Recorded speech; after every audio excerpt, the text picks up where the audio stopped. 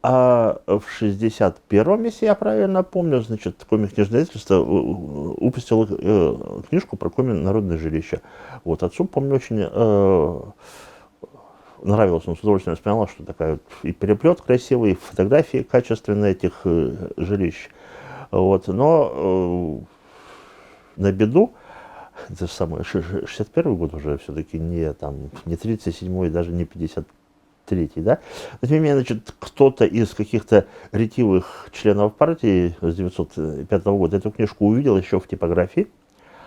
Вот, страшно возмутился, что какие-то памятники зодчества Коми СССР, какие-то, значит, избушки-развалюшки. Вот обком партии, который в 1961 году был построен, как раз вот это новое здание, где сейчас администрация главы, вот это памятник зодчества Коми СССР. А это вообще просто клевета на советскую действительность и так далее. Значит, прибежал в обком партии к одной там деятельница, та побоялась его отшить, значит, пошла к Сюткину, который был тогда, заведовал отделом, что ли, или кем он там был, в общем, вот достаточно известный впоследствии деятель, тогда он только начинал свою карьеру. Тот тоже побоялся отшить, пошел к секретарю по идеологии. Секретарь по идеологии обкомовской был будущий директор нашего института Николай Никитич Рочев. Ну, Николай Николаевич Рочев, как тоже старый партиец, сказал, да, вот сигнал-то есть, конечно. Ну ладно, значит, книга хорошая, в продажу ее, раз поступил сигнал, в продажу не пустим, ну, раздадим по библиотекам для научной работы, ну, все хорошо, вроде приняли решение, но тот, этот, который партиец-то не успокоился, сказал, что это есть низкопоклонство перед, это самое, перед буржуазными всякими этими идеологами, надо таки отстаивать, что вот это никакое не народное зодчество и неправильно это. И таки добился того, что книгу приговорили уничтожить весь тираж. Значит, Любомира Николаевича и, значит, Якова Николаевича Безносикова, известного нашего ученого и тогда руководителя отдела, в котором отец работал, вызвали в обком, сказали, вот такое дело, сигнал поступил, мы решили принять решение.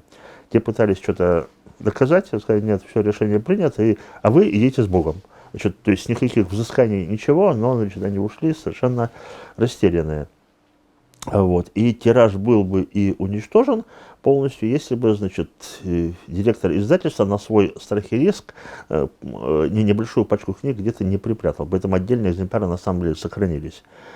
Вот. Потом уже, значит, Николай Никитич, когда возглавил наш институт, вот, они с отцом на эту тему беседовали. Николай Никитич, кстати, на эту тему говорить не любил, он сказал, но тут, говорит, обком не разобрался, но надо отдать ему должное, значит, к Любомиру Николаевичу он относился с очень высоким уважением, вот, и потом, значит,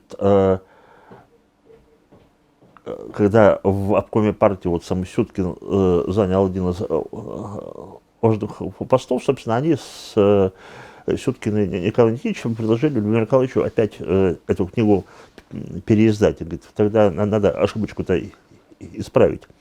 Вот. Но батюшка сказал, что ну что уж, давайте я лучше сам новую напишу, уже там есть материалы.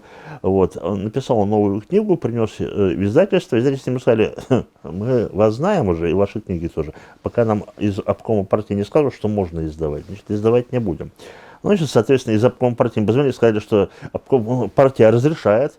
Они издали книжку, ну и слава тебе, вот так вот эта вот история и закончилась. Так что вот по поводу, так сказать, любимых, нелюбимых книжек, наверное, самая главная книга «Безусловная история культурного взаимоотношения», но самая интересная история вот у книги про народное жилище. Вот думаю, что он, слава богу, что стал этнографом, а не историком, потому что все-таки было проще. Хотя и будучи этнографом, ему приходилось сталкиваться с моментами именно какой-то вот боязни, да, рассказать о людях, которые вот, так сказать, не состояли самой в партии и говорили не совсем о том, о чем надо.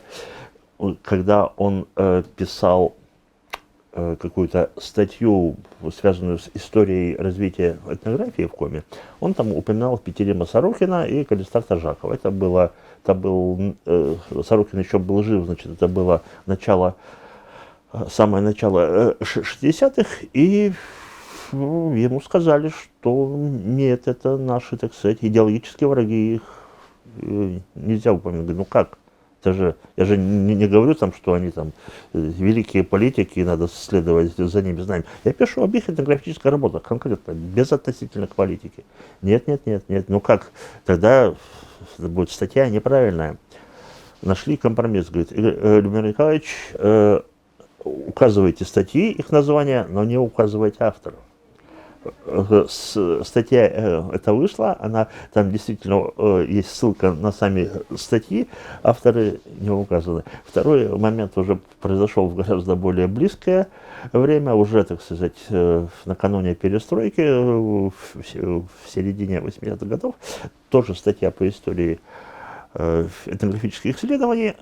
Там упоминались работы наших краеведов 20-х годов, которые почти все были репрессированы. Соответственно, значит, тоже, Любомир Николаевич, что это у вас тут? Это же, батюшка сказал, они все реабилитированы. Все, точно, все до единого. Он понятия не имел, были они реабилитированы или нет. И ну, то да, ладно, все, значит, партия свое слово сказала, хорошо, значит, публикуйте.